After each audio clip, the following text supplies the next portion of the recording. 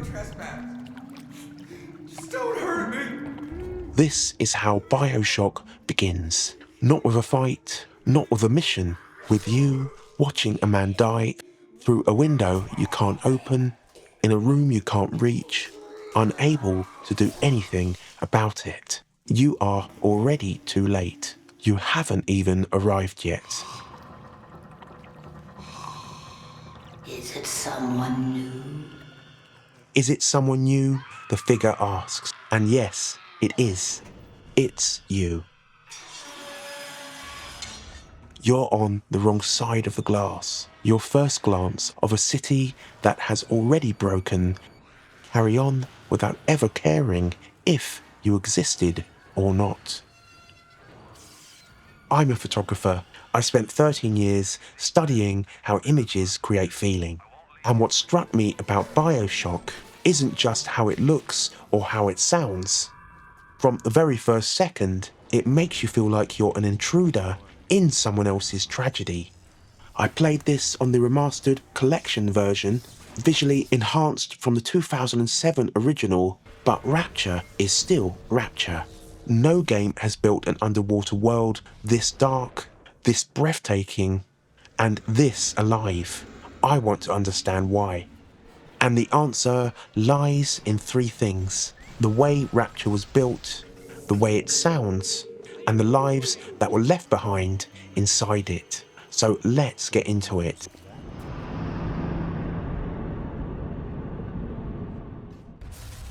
Step into any of Rapture's public spaces and something stops you. Look at this ceiling. Gold geometric patterns, richly detailed and textured columns, neon signs still shining brightly above ornate marble floors. This isn't a game environment designed to be functional. This is a city designed to make people feel something, to make them feel like they arrived somewhere worth arriving. This is Art Deco, a design movement that emerged in the 1920s and the 1930s. It was the visual language of optimism, of a world that believed human ingenuity could actually build anything. Art Deco was what ambition looked like when it had money and belief behind it. And that's exactly what Andrew Ryan had, the creator of Rapture, industrialist, idealist, and one of gaming's most tragic visionaries. A man who looked at the world he felt was holding greatness back and decided to build somewhere better, somewhere beneath the ocean, beyond the reach of government and gods. As Ryan himself says to every visitor descending into Rapture for the first time, "Instead, I chose something different. I chose the impossible. I chose Rapture." Art Deco was already the architecture of ambition, and nobody in Rapture had more of that than Andrew Ryan. Once Ken Levine, the creative director of BioShock, and his team at Irrational Games settled on Art Deco as Rapture's visual identity, they understood exactly what that meant. Ken Levine said that Rapture had to be a beautiful place, that it had to feel like fallen glory, that every life inside it had to hold so much promise. Because without that beauty, the horror of its collapse would mean nothing. That's the genius of this choice. Art Deco isn't just a visual style, it's a style with specific emotional history. Rapture was built to project confidence and certainty. And when you see it rotting, lights flickering, rendering rooms in dark shadows, smashed up walls that you can easily climb through, grand rooms that are now partially flooded, the decay hits harder because what was lost was so beautiful. Look at Fort Frolic. Vintage entertainment posters still on the walls, brightly lit neon signs that hide the horrors that await you, a sweeping staircase that's now eternally flooded. This was a place people came to feel sophisticated, to feel like the future was theirs. And that is what is so jarring and indescribably horrible, to see this world broken apart and full of deformed, demented people from that time period, because it was built from what arguably was the most beautiful era in human history. To have that dichotomy was the brilliance of Ken Levine's vision for Rapture, and you experience all of it as an outsider, walking through spaces that were never meant to look like this, witnessing beauty and horror simultaneously, a world continuing its collapse with or without you. And look at the detail, the ornate marble wall patterns, the checkered floors, even the vending machines, and the weapons that you carry echo the same design language. Just look at them. Those circular drum mechanisms, the gear aesthetics, the copper and gold tones. In Levine's Rapture, that Art Deco sensibility didn't just stop at the architecture, it went into everything. The title screen, the save screens, and even where Rapture has decayed beyond recognition, you can still see the design language it was built on, still speaking even through the damage. There's also something worth knowing about why this visual language works so well within the constraints of the game development. Lead artist Sean Robertson noted that Art Deco's large, simple, solid shapes meant that Rapture's spaces could be built without blowing the budget. The style that signalled grandeur also happened to be the style that the hardware of the era could actually render with confidence, form and function working together, just as Art Deco always intended. But here's what strikes me most. In Rapture, every surface is making an argument. The patterns on the floor, the shadows on the ceiling, the withered banners that used to mean something. They're all saying the same thing. This was supposed to be the greatest city ever built, and you are walking through the ruins of that belief. But Rapture doesn't just show you its collapse, it lets you hear it, and that's coming next.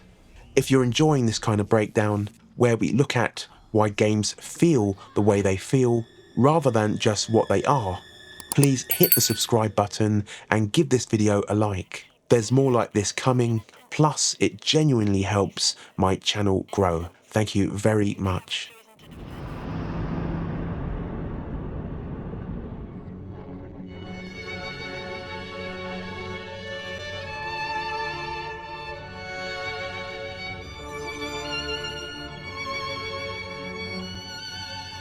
But if the previous section was about what Rapture looks like, this is about what Rapture sounds like. And in BioShock, those two things are completely inseparable. From the moment that you arrive, the sound is doing something that many games never ask it to do. It isn't just atmosphere, it isn't just mood, it's information, it's navigation, it's warning. Every single thing in Rapture has a sound.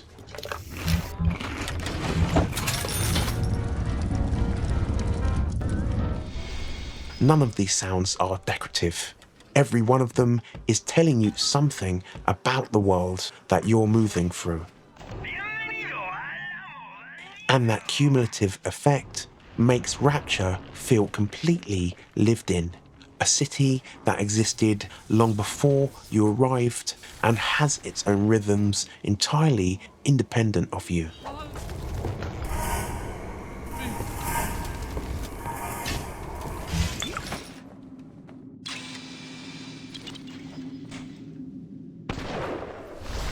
Take the security cameras. Once you've spent enough time in Rapture, you start listening for the mechanical whir before you've even seen one. You hear the sound first.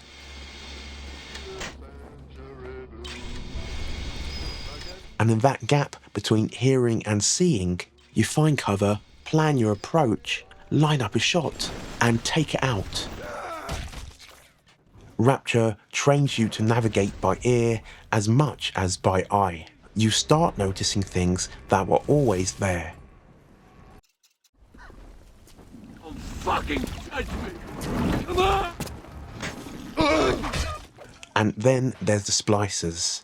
You mostly hear them before you see them. Distant voices, insane ramblings coming from somewhere in the room that you've just entered. But you can't place them. Charlie, where are you going? The spatial audio pushes sound from directions that don't immediately resolve in a visible threat. And that disorientation, that gap between hearing something and understanding where it is, keeps you permanently unsettled. The audio never lets you relax. It never lets you feel like you've arrived somewhere safe. Nearly everyone in Rapture sounds unhinged. The singing, the ramblings. Someone should be doing this for me. You are moving through a world where you feel like you're the only sane person. And that realization deepens that intruder feeling in a way that pure visuals never could. Listen! The sound of this place tells you constantly you don't belong here.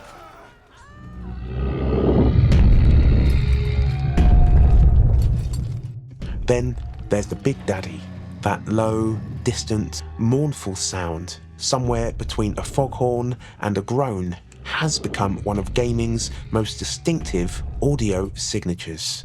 You hear it, and you know immediately what it means. Something that isn't hunting you, but will destroy you if you threaten what it protects.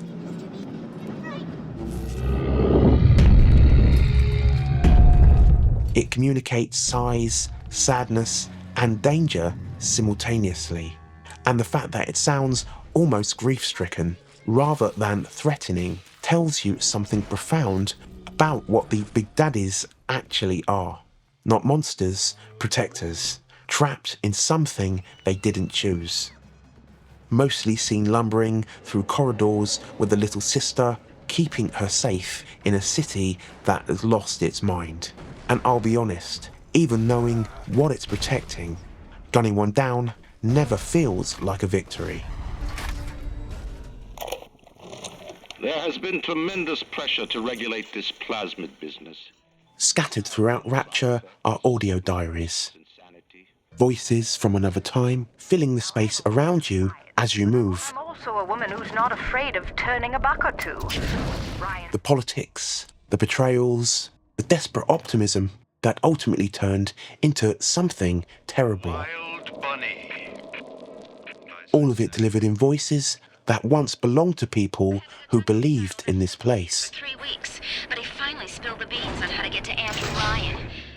Sometimes entering a room, you'll hear atmospheric music from another era, from the 1930s to the 1960s, still playing from a gramophone somewhere in the dark.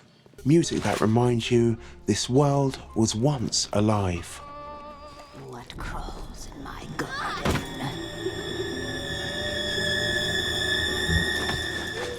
And then there are the musical cues. Not a continuous score, something more purposeful than that.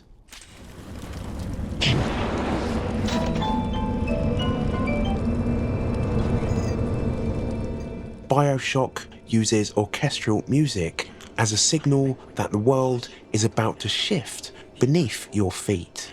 Of course, the ambient sounds of Rapture never stop, but when the strings arrive on top of them, Book of lies.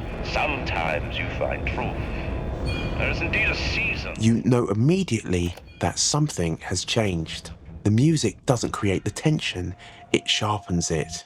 It turns background dread into something immediate and unavoidable. Ken Levine was direct about his influences. He saw The Shining when he was 9 years old, and that it set his entire notion of how horror should work. Composer Gary Shyman was clearly influenced by the same musicians that Kubrick used in The Shining.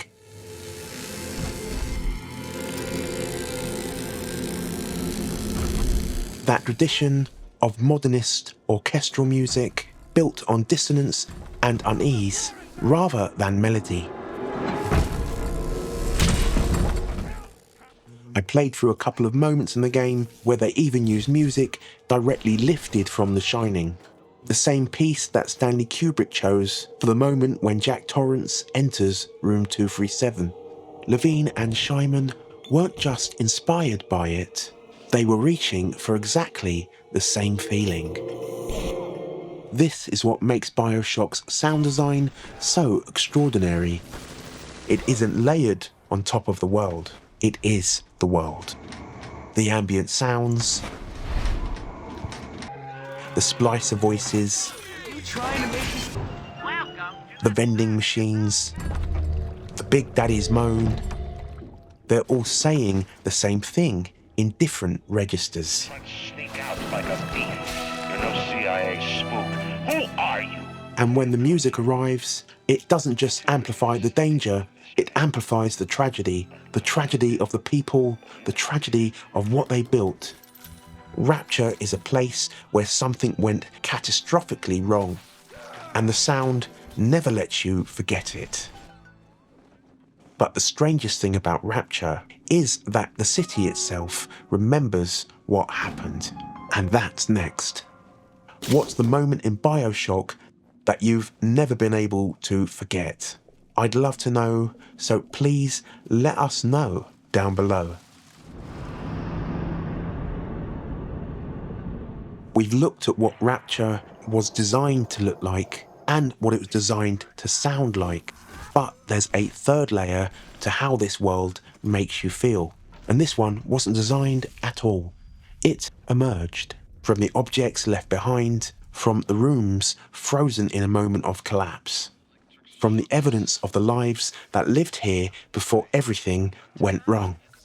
Ken Levine called it mise en scène, a term borrowed from cinema, meaning to set a scene. He said that so much of BioShock's story could be told simply by looking around.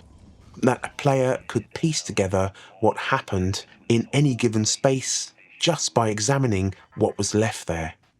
Just rooms that remember what happened in them. And Rapture is full of those rooms.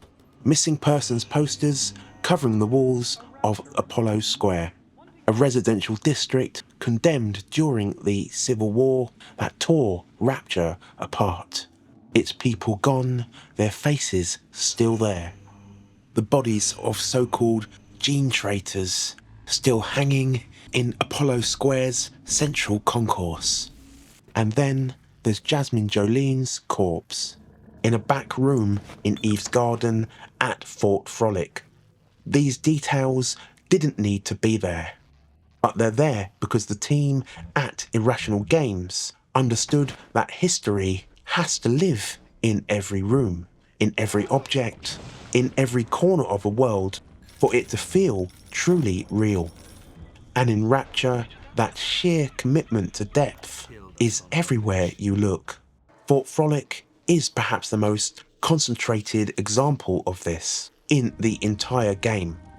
Sander Cohen, artist, impresario, and by the time you've arrived, something far darker has turned the atrium's makeshift stage into a monument to his own unravelling. Frozen figures posed on pedestals, and at the centre of it all, an unfinished masterpiece waiting to be completed, not with paint or music, but with photographs of the dead. I'm feeling full, like an expectant mama. The tasks he gives you and the stage tells you everything about what Cohen became. This was a man who had everything that Rapture promised. Talent, platform, audience, and still lost his mind. The environment isn't decoration here, it's confession. Now, go. But Rapture doesn't only tell its story from the inside. There are moments when you stop at a glass tunnel window and the city reveals itself. Neon signs still glowing in the darkness, Art Deco skyscrapers rising from the ocean floor. Something so beautiful it could almost pass for a Disney animation. That is until you remember what's waiting for you on the inside. But from out here, Rapture is a real, extraordinary, impossible city, dreamt up by Andrew Ryan and built by human hands, in a place no human was ever meant to be. And the ocean presses against the glass, and you are reminded of exactly where you are, not just underwater, trapped inside something that was never going to last. Every room in Rapture has a before and after. Your job as the player is to read the gap between them, to look at what remains and understand what was lost. A city doesn't just collapse, it leaves evidence. And Rapture left evidence everywhere. You are walking through the aftermath of people's lives. And the genius of BioShock is that it never has to tell you that. It just shows you the rooms. And occasionally it shows you the whole city from the outside and lets the ocean do the rest.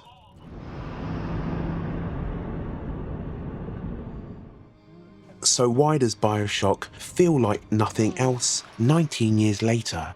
I've been thinking about that question for a long time.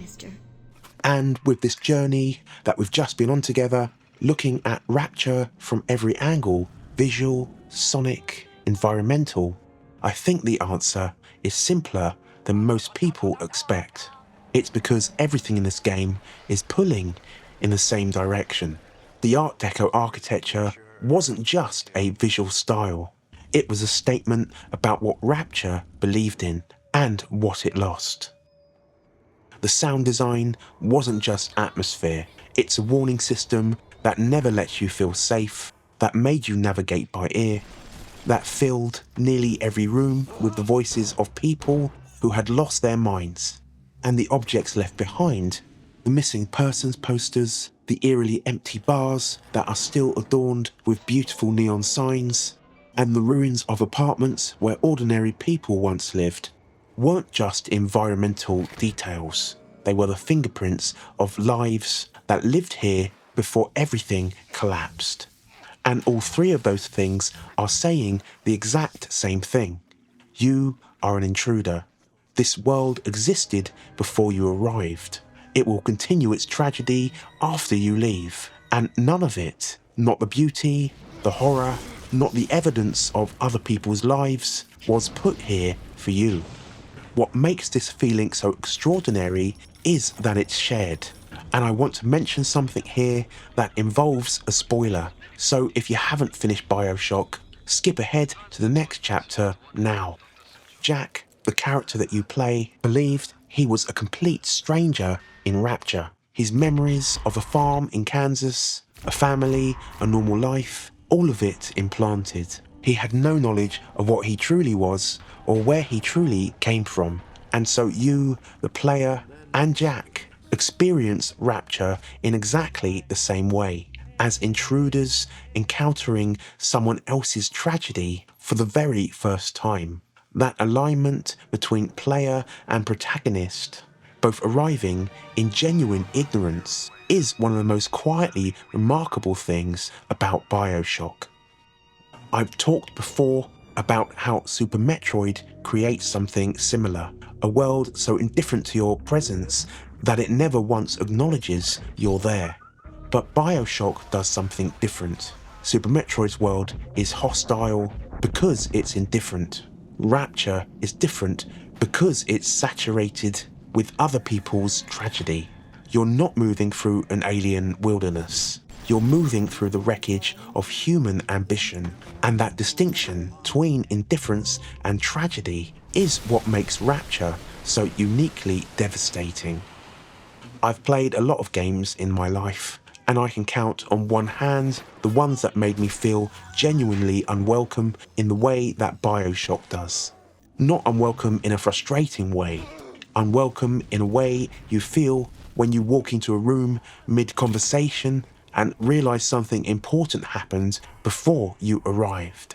That specific feeling of witnessing the horrors of someone else's tragedy, of being on the wrong side of the glass, is what BioShock engineered with extraordinary precision. 19 years later, Rapture remains singular. Games have gotten more beautiful, sound design has gotten even more sophisticated. Environmental storytelling has become a language that dozens of developers now speak fluently. But Rapture is still unique, not because nothing has matched it technically, plenty has, but because no world since has felt quite so specifically like a place that existed before you arrived and will continue its tragedy after you leave. Levine said horror has to be connected to loss, to things you love being taken away. Rapture is that feeling, built underwater in Art Deco with a foghorn for a heartbeat. And you were supposed to be there all along, yet it never felt like it for a single second. And that's why you can't forget BioShock.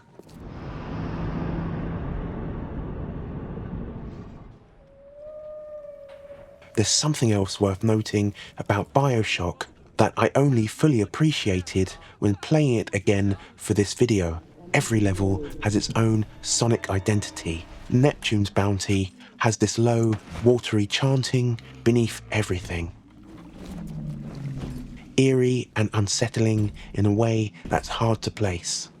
Apollo Square is perhaps the darkest corner of this entire city, and you can hear its disturbing sounds just as well as seeing how devastated it has become.